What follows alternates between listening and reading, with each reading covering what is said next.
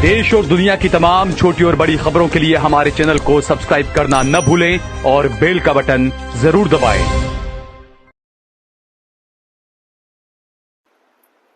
नमस्कार दोस्तों, स्वागत है आपका देश लाइव में और आपके साथ मैं हूं आशिमा त्यागी। दोस्तों, आज की इस वीडियो की शुरुआत एक सवाल के साथ कि क्या आज दुनिया में शांति का मसीहा बनने का सबसे आसान तरीका यह है कि किसी नरसंहार को सुरक्षा का नाम देकर उसका समर्थन किया जाए? ये सवाल जितना आपको सुनने में अजीब लगता है ना, उतना ही डरावना है और इसका जवाब हमें गजा में हो रही तबाही और अमेरिकी राजनीति में मिले संकेतों में साफ दिख जाता है। दोस्तों, दुनिया के सबसे ताकतवर मुल्क, जी हां, सबसे ताकतवर मुल्क के राष्ट्रपति डोनाल्ड ट्रंप, जो खुद को एक पीस डील मेकर बताकर अंतरराष्ट्रीय मंचों पर बेचते हैं, ये प्रेजेंट करते हैं, आज खुलेआम कह रहे हैं कि इजराइल गजा में जुल्म नहीं कर रहा है।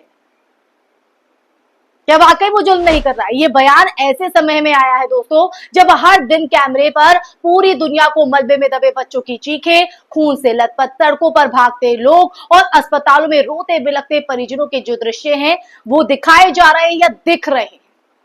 आज इसी सच्चाई पर हम बात करेंगे, लेकिन उससे पहले आप लोगों से अपील, इंसाफ की आवाज को बुलंद करने के लिए और सच्ची पत्रकारिता के लिए हमारा देश लाइव का सहयोग करें। साथ ही डिस्क्रिप्शन में दिए गए लिंक को ओपन कर ज्वाइन बटन दबाकर आप सीधा देश लाइव से जुड़ सकते हैं, ताकि सच का जो सामना देश लाइव आपको करवाता है वो बदस्तूर यूं ही सिलसिला जारी रहे।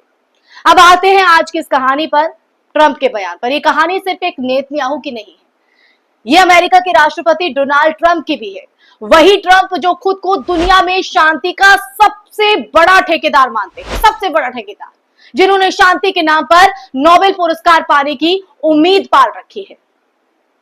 वही ट्रंप जो खुद को दुनिया का सबसे शक्तिशाली व्यक्ति भी कहते हैं, लेकिन आज वही ट्रंप दुनिया के सबसे बड़े कातिल बेंजामिन नेतन्याहू का समर्थन कर रहे हैं, वो भी खुलकर। अमेरिका ने इजराइल को अरबों डॉलर के हथियार दिए, गजा में हो रहे नरसंहार पर चुप्पी साधे रखी और तो और संयुक्त राष्ट्र में इजराइल के खिलाफ आने वाले हर प्रस्ताव को वीटो कर दिया।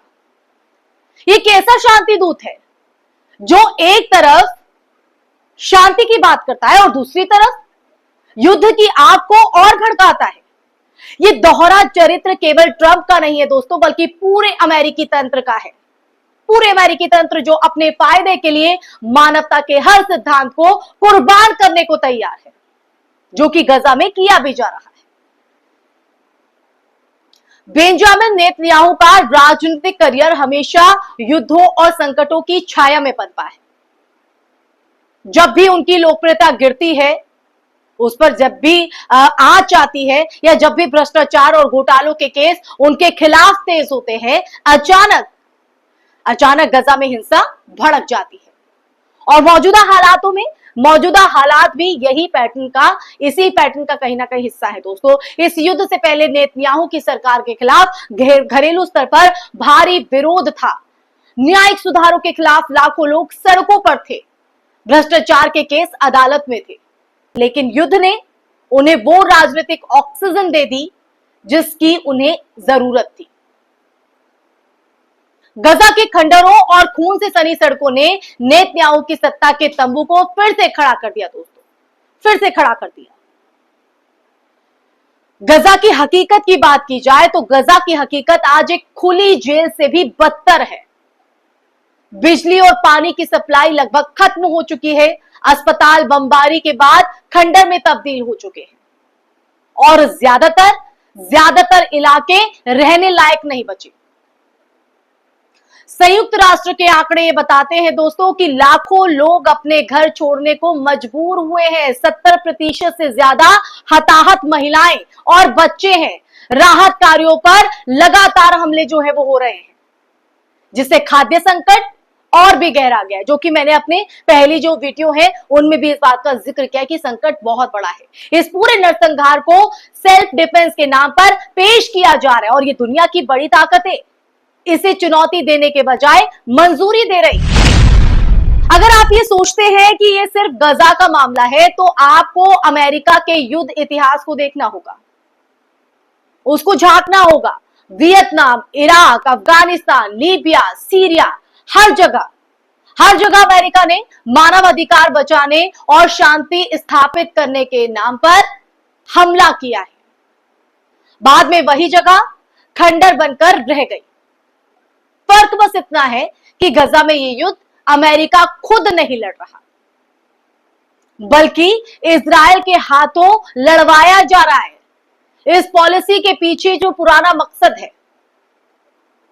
मकसद ये कि दुश्मन को खत्म करने का दावा करते हुए अपने भू राजनीतिक हित को साधना, ये मंशा है इसके पीछे।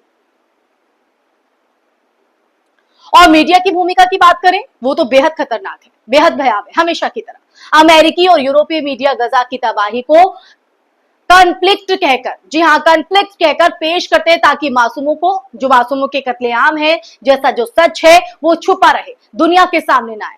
लेकिन देश लाइव दुनिया के सामने लाएगा। न्यूज स्टूडियो में मानवीय संकट की जगह सैन्य रणनीति और नक्शों पर चर्चा होती है। सोशल मीडिया पर जो लोग गजा की असल तस्वीरें और वीडियो दिखाते हैं, उन्हें हमास समर्थक या एंटी सेमिटिक कहकर चुप कराने की कोशिश हो जाती है। दोस्तों, एंटी सेमिटिक, ये कौन सी कोशिश है? कौन है ये लोग? ये सिर्फ सूचना का खेल नहीं, बल्कि सच्चाई को मारने की संगठित रणनीतियां, और इसी का हिस्सा है ये लोग।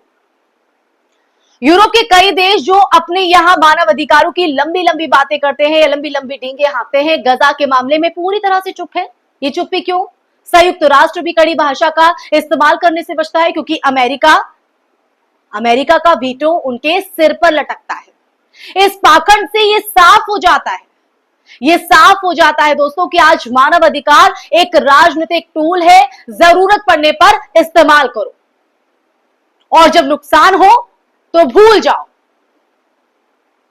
इंसानियत अब भूगोल, धर्म और राजनीतिक हितों के हिसाब से परिभाषित हो रही है दोस्तों, डेफिनेशन मिल रही है उनको।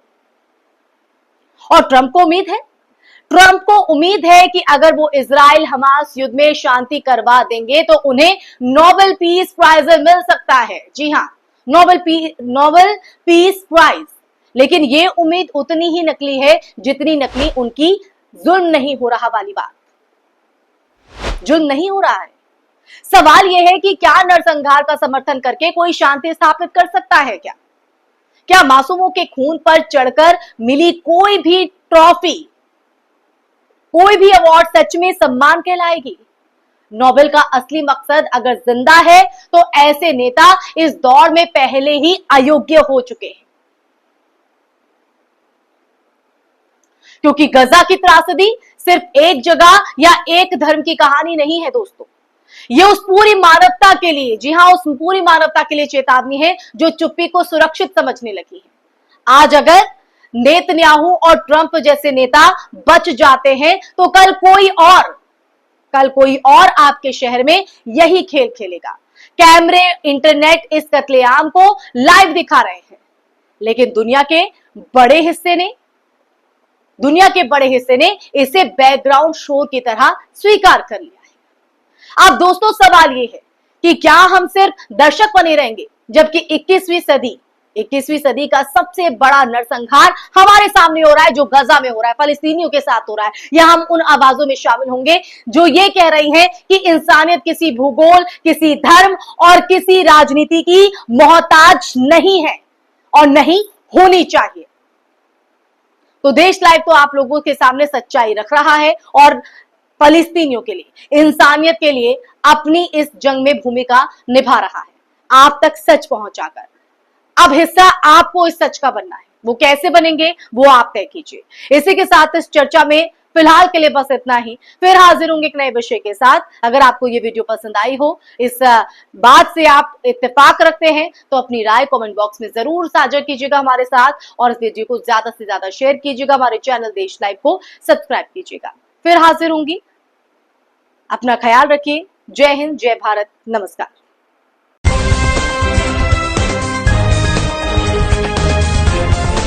देश और दुनिया की तमाम छोटी और बड़ी खबरों के लिए हमारे चैनल को सब्सक्राइब करना न भूलें और बेल का बटन जरूर दबाएं।